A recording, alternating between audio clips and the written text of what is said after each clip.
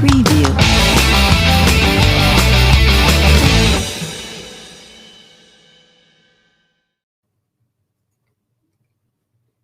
All right, episode 75, Mainline Marlins podcast. I got a special guest, Jose Mallea from Biscayne Bay Brewing Company, an up-and-comer, but even bigger with the Marlins. We're going to talk about that in a second. Quickly, I just want to talk about the disappointing loss last night. Yimi Garcia comes in the bottom of the ninth. We've got the game in hand, 5-3, and then it just exploded from there. So that's always tough. 6 out of 7 losses, 5 straight. Hopefully we're going to get back on the win column going against the Pirates. The lowly Pirates have only won 20 games this season. So we should be able to catch at least 3 or 4 while we're there. And then we got to go fly back to Boston to make up that Sunday game that got rained out. And I think they're doing 17 in a row with no breaks. That would be great. You know, that's something that I remember when we started working with the team this year. They were letting us know that the schedule's somewhat, it's kind of backloaded a little bit. Yeah, which I think is cool. It'll make for a really fun summer for everyone here in town, having the team in town. There's only one. Look, in that division, there's only one team over 500. So it's a bunch of teams scrapping, beating each other up, battling injuries, which we battled the whole season. Fortunately, tonight we got Eleazar Hernandez back. That's great. Been off for a while on the IL, did some rehabbing up in Jacksonville, and now he's ready to go. So glad to see him back. One of the pieces of our original starting 5 that's going to be ready to go tonight against the Pirates. So. All right, Jose Mallea, let's talk about Biscayne Bay for a minute. I think the story that I read was that you guys started the local which is on 150 Geralda. Right. Personally, I started that restaurant. Yeah, and that was kind of like the testing / tasting ground. Absolutely, yeah. It was sort of my first foray into food and beverage, right, into that space. And it was something that I really, just like the brewery, it was a passion project. I had lived in DC for a while. Came back to Miami and really couldn't find a lot of places that had craft beer. Coincidentally, one of the spots that had a decent selection back then was the bar there on Geralda. Been there forever. Yeah. And so I'd pop in there, have some great, some of the old world beers, some of the Belgians, the German beers, and even some domestic craft. Walking by one day, decided, you know what, I'm going to open a gastropub with a craft beer selection. And after a year of that, there weren't any craft breweries locally open at that time. So decided to start a brewery and then sold the restaurant and moved on to the beer business. Now didn't you do a tour up in Stewart at Tequesta and those guys were phenomenal. I know some of those guys. Fran and his team, they were amazing at that time. A lot of breweries were going to them because they were one of the only open tap room local craft breweries. I remember trying their Kolsch, which is funny because I always wanted us to make a Kolsch. So the Chancellor's Kolsch, which I think they still distribute quite a bit. And it was just great. It allows you to see, and that's something we do a lot with each other as breweries. We support each other. We help each other out. I've had tons of young brewers or entrepreneurs that want to open breweries come through and visit our spot. And even if they don't get to see it, I'll get calls all the time like, hey, we're thinking about doing this way. You learn lessons in any business from the mistakes that you make. So when you can share those lessons with others and help them not make them, it's better for them and better for the industry. Right. And usually some collaborations coming out of those where Tequesta with Biscayne Bay or right. We haven't done a big collab. We've been a part of a few collabs for, some fundraising events and charity type things. But yeah, I mean, that's a great thing about it too, when you can sit down and mash ideas up and take your approach to beer and their maybe nuanced approach to whether it's the way they handle hops or things like that, and comes out with a really cool, fun product. Right on. And it seems like since that time that you started, the Miami beer scene has evolved tremendously. It really has. There are a bunch of really good breweries around. And I still think that we're a young industry, even though we've been in it now for 7 years, 9 years since we started the project, 7 since we've been open. But I still think it's a young industry. I still think there's a lot of room for more local breweries, and we're starting to see that. Strange Beast out west is a really cool project. They just opened another one. I don't know why the name skips me, but down the road from there, I think in Palmetto Bay area, and those little breweries that pop up in neighborhoods, I think is a big part of our future of our industry, because it allows for customers to go find their local brewery, and once they fall in love with craft beer, moving away from some of the more traditional domestic beers, then they'll start to drink other craft beers as well. So it really is a scenario where the rising tide lifts all boats. I think it's all about educating people, because I think most people, when they think about craft beer, like, oh, it's going to be a bitter IPA, super hoppy. Right. Completely wrong. I love IPAs. Don't get me wrong. I lived in San Diego for a lot of my life. Yeah, I love West Coast. Ground zero for IPAs. Yeah. I mean, Stone and the Pizza Port had some really good beers. I love the Pizza Port. That was every time I go street from my house. Oh man, every time I go to California, I'm in Southern California, I try to find a Pizza Port. Right. But for any style, I don't care whether you like, let's say, for example, you like to drink Miller Lite. Yeah. Or there is a beer that you're going to like. Absolutely. If you got the right bartender, the right person working at the tap room, they can explain the nuances of that beer and why it's going to be more like what you enjoy. Definitely. Like a Kolsch is, for example, makes me think of that. Which frankly, that Marlins Lager is a Kolsch, and we had it out as a Kolsch in the market. And it was one of those beers that sold when somebody bought it, they came back to it. It had the most amount, I think, of loyal customers, but people don't know what a Kolsch is. So when we were talking to the Marlins and we decided to make a beer for them, they were more than comfortable with us deciding what we wanted to do. And we went with a Marlins Lager, which in essence is a Kolsch. It's a Kolsch style lager that uses a very interesting process with the yeast, which is unique to the Kolsch, right? But it gives it this awesome balance, great flavor, easy drinking. It's very refreshing, and it just has a nice sort of breadiness to it. Yeah, it's delicious. Yeah, and I've had it in the can, in the bottle, and in the big boy. Oh, cool. So you've experienced the 19.2. Yeah. Which is what we have at the stadium, which actually was a neat project. I think we might still be the only craft brewery that has that size of container, because a lot of breweries don't get into stadiums, right? The big beer controls that stuff. It's almost monopolized, which it's not supposed to be. But thankfully, the Marlins were open to the idea of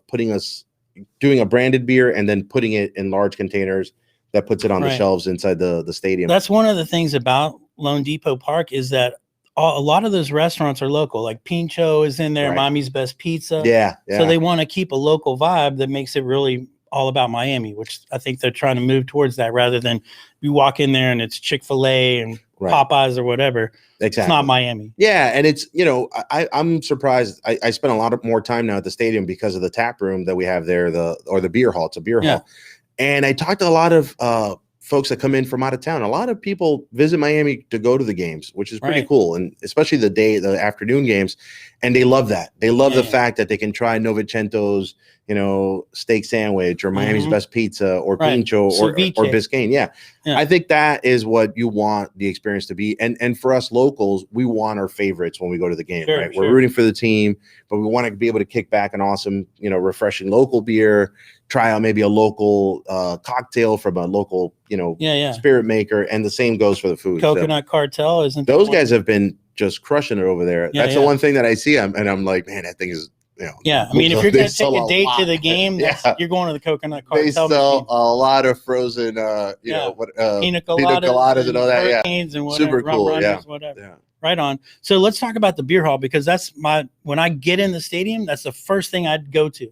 Which is super interesting. And look, we just being an entrepreneur, whether you're opening a local cafeteria or a large enterprise or a brewery, you've got to dream big, right? And when we started this brewery, of course, in my mind, I thought hopefully someday we could have beer in a stadium and then have a place where people can enjoy it. It's one of those really big, objectives or ideas that you dream up. And, thankfully the Marlins were open to the concept. In fact, they were pretty proactive about wanting us to do it. And we were then proactive in saying, okay, we're going to commit to it. We're going to do it. But it really is like a fulfillment of this vision where we can have a place inside a ballpark that people could come and hang out and drink beers. Obviously the branding opportunity of that is tremendous, because they also put us up on the right field wall, and they have little banners running around.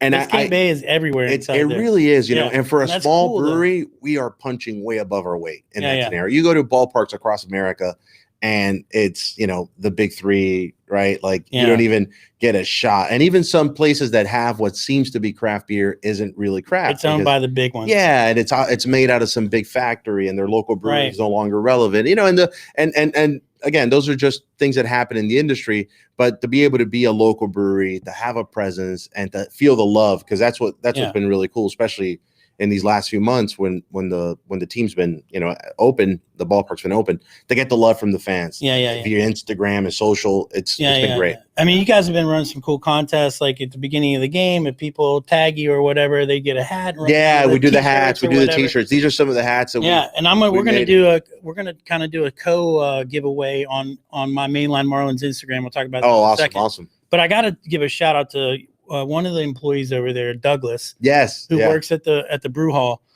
I love that guy. He's freaking on point. He knows everything about each one of those beers. Yeah. Even if you go up there and saying, "Hey, what do you recommend?" and he knows the answer. Let me tell you that was something also that we thought was great, where the team and their concessionaire, which is Levy, right? Mm-hmm. They took it upon themselves to want to learn the beers, and so we ended up creating, a sort of mini training program, which is basically me or the brewer, and they were committed. Like, they asked questions, they wanted to learn. And I hear that all the time from people. It's like, hey man, I got a great recommendation. I was looking for something, flavorful, but not bitter, but hoppy. And they're like, oh, the pale ale, which is perfect. Miami pale ale, easy drinking, great citrus aroma, but no bitterness, and it moves, great. Or they say, I love IPAs. Give me your most, hoppy IPA. And they do the tropical. Now, this last week, or 2 weeks ago, when they were here for I think it was the Mets homestands, mm-hmm. we launched our double IPA, our Regatta double IPA. That's a beer that we've had previously, and we finally put it in cans, or we're going to put it in cans in a couple of weeks. That'll be out at some of the local craft beer. On. What's the ABV retailers on that? And that one is 8.2, and IBU's close to 65. Okay. So it's and it is a West Coast style double IPA. So if you like those West Coast beers, I do. Yeah, where this is Green more Flash, Green Flash was my favorite brewery back in the day. Or a good Sculpin from Ballast Point. Yeah, another great one. But yeah, I'd say it's more like the Green Flash style West Coast IPA, right? Right on. And so the tropical, it's not even a New England. I really think our brewer wanted to make something that was representative of the South Florida, climate. So when people drink that beer, they always tell me it's like a grapefruit. I feel like there's a lot of florals too. There's a lot of that. Yeah. There's a lot of those citrus floral notes, where the double has more of the piney resin. What you'd think about in a double IPA. And the double IPA, So it's really cool. And I think that variety, even, we have a lager and we also have a pilsner. We have our pastime pilsner. And at the stadium, we see how the product moves. And there's sometimes when folks want to step it down a little bit. They're like, look, the lager is great, but I want something even lighter. I'm like, okay, well, there's our pilsner, which is a different malt build. People sometimes get confused, or they assume that all lagers are the same, but they're not. Right. I love every one of them. They're super delicious. And what you had that porter there, is that still available? That's available. Our colada porter. Yeah, that one is going to be also in cans. I'd give it about 2 months before that one hits the market. But the colada porter, which is that's 100% Miami too. That one is too, because it's the colada, right? La colada that everybody wants to go to the store and share, and and it's got that really nice coffee note to it. The beer does, and we did that through the malt build. Just awesome chocolate and roasted malts. Right on. So the place, you got the tap room out in Doral. So we are currently that tap room is currently closed. We are building a new facility and tap room in downtown Miami. Right, where the old post office. At the old post office, which is actually on the cans. Anyone who buys our beer, you'll see it. And if you go to the stadium, one of the coolest features that I think is a lot of fun to stare at, in the corner, there's a mural of the old post office with some iconic Miami imagery. Right. But we also snuck in there some, Easter eggs, if you want to call them. Right. So if you look closely, you'll see some really funky things. There's some treasures in there. There's some treasures in there. So I see people drinking a beer sometimes in between innings, just staring into the mural. Oh, very cool. But the downtown post office for us was another project. So I'd say that's probably, another big, idea project that we can go into a historic, iconic building. And we have an amazing history to our downtown, right? And a lot of us that grew up here didn't really know about it until we were much older. I happened to learn it just from being active in civic projects, as an adult. But that building was the first federal building, the first post office, courthouse building, and it was where the National Hurricane Center was born. Oh, wow. Which is kind of crazy that in the attic of that building was the first hurricane center in the 1920s and 30s. And there's an incredible amount of history that relates to the big storm that came through here that was a really fatal storm. But there's actually a whole historical record of how that building played a significant role. It's got incredible architecture. It's iconic. I love the fact that we can be in there on a third floor. And then there's an amazing restaurant and bar group that's taking over the rest of the building. All right. So we're going to have a lot of synergy. There will probably be around 5 or 6 concepts. It's the folks from Wynwood that are the operators of El Patio. Oh, yeah. Which is a cool joint, but they've got some really amazing ideas, creative talent. So I think our brewery in the third floor, a really cool, classic bar above us, a Mexican taco concept, Mediterranean concept, a healthy food concept, and a lobby bar concept. Oh, right on. Are you guys going to do food there too? We're going to have some food similar to what we had in the Doral tap room, a lot of shareables, a lot of flatbreads, a lot of charcuterie. Right. We're going to team up with like a really major Spanish charcuterie and cheese very cool. manufacturer that we're going to bring over, and they're going to do one of their first. So we're going to get some jamon serrano. That's exactly right. And those are things that I think that's what's cool about Miami, right? As much as we have our own local flavor, we also do a great job of incorporating some international stuff. Absolutely. Absolutely. Yeah. I mean, and I would think you probably have some of the flavors and the taste of the local. Yeah, that was part of what I learned at the local. The local had Nashville chicken, Nashville hot chicken. The Nashville hot chicken, the best thing on the menu. Yeah, we had a chef, Phil Bryan, who had an amazing pedigree of Southern food, and he did some incredible dishes. Our first chef, Albert Cabrera, had an amazing pedigree himself. Did some Cuban dishes. We had Vince at one point, who had a really strong Asian background, and so all that. Andy Gilbert, another great chef. British chef who brought a lot of his take and probably some of the best fish and chips that we've had. So I think that's what been cool. That was cool about that project. Yeah. And doing the brewery, I thought, well, let's do some of that too. Let's focus on making quality beer, classic styles, but also give everything a little bit of its Miami essence, and then incorporate some of these other influences that we have here, which is what makes Miami so awesome. Absolutely. Yeah. So Biscayne Bay, give me the next year. What are some of the projects besides the old post downtown office? tap room is a big one. We are growing fast. We've been also lucky to have incredible retailer support. As one of our first retailers that brought us on was Mainline, right? And they gave us a shot when no one else would. After them, I'd say Total Wine has a great team down here. They did a great job of getting us on. Some of the smaller guys like Mendes Fuel that does a lot of sales, and then Fresh Market, Whole Foods. So we've had a lot of great places, but the Publix relationship was something that really took us to another level. So now we're available at Publix from Key West all the way up to Vero Beach. We're hoping eventually Jacksonville, Orlando, and the rest of the state. That's really fast tracked the business in a way because you do a lot of volume. So the Tropical IPA is one of their best selling beers and competing with all these national brands and all this other stuff across the state. That's awesome. So that's grown tremendously. We think that is part of our hope to continue to grow the business through that volume. And then we do want to create more taproom opportunities. And, we're looking, we have an opportunity at a really cool boutique hotel in Fort Lauderdale.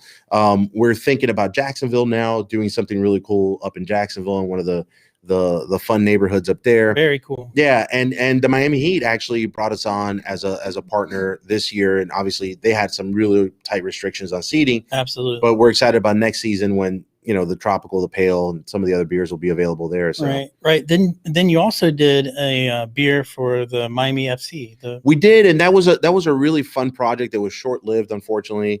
But listen, sometimes there's things that are out of your control, and you just got to stay focused, keep plugging away.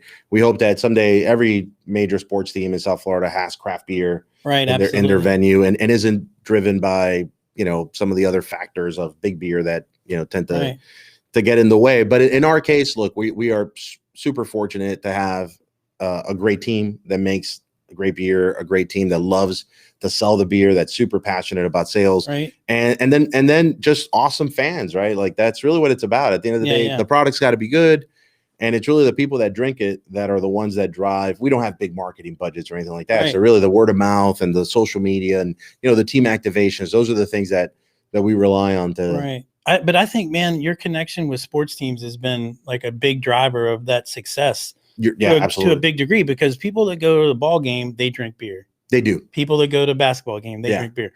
So if they like it, they're going to tell their friends about it. They're going to start buying it where they can at their local Milam's or Publix or wherever.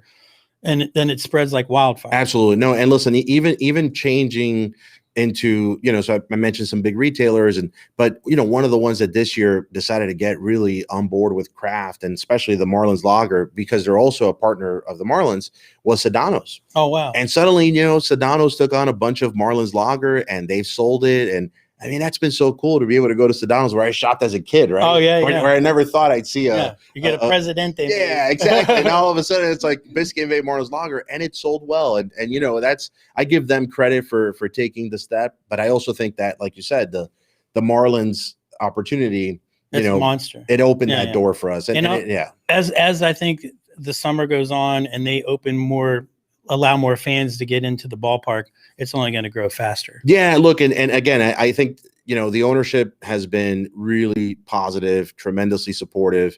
And I know it's a tough business, because you got to run a team and you got to run a business and you got to do all these things. But I feel like some of the things you mentioned earlier, that is what this fan base has been looking for a long time, right? Absolutely. So to see that you can go to the stadium, get your local beer, because frankly, they could have done this with anyone. They could have gone with the biggest brewery. And if frankly, they were looking for like the biggest, investment, maybe it wouldn't have been us. But I really felt like they wanted genuine local craft beer that also identifies with the local branding. And you see that with our cans, our colors, our imagery.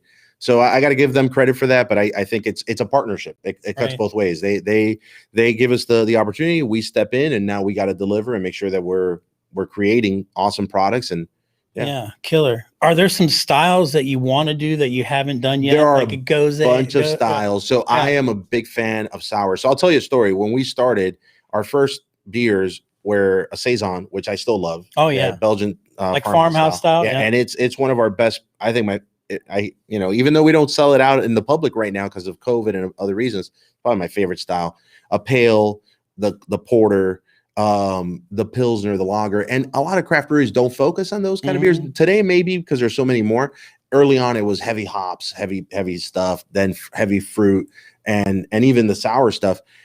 And we wanted to start with those classic styles. We did not make an IPA until the Tropical IPA, which came out like 3 years ago, right? So for the first 4 or 5 years, no real IPA, and I think that's for a reason. I wanted to build a foundation with the classic styles, then introduce these other styles that I enjoy and that so many other people enjoy. So sours, for example, that's something we're going to do a lot of at the downtown location. I got to tell you a funny story about sours. I remember the first time I ever had one. So I was up in Fort Lauderdale, and there was a little market over there. You had to go across the swing bridge, and over the Riverside Market. Riverside Market. Yeah. So that's a place where there was like, I don't know how wide big the coolers were, monstrous. And you could just go in there and have one, try different stuff.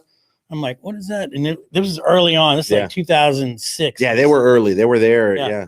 So I get this sour and I taste it. I'm like, bro, I think this beer is no good. I think it's bad. And he's like, bro, it's a sour. It's on and I was like, purpose. I felt stupid for like, no, I know.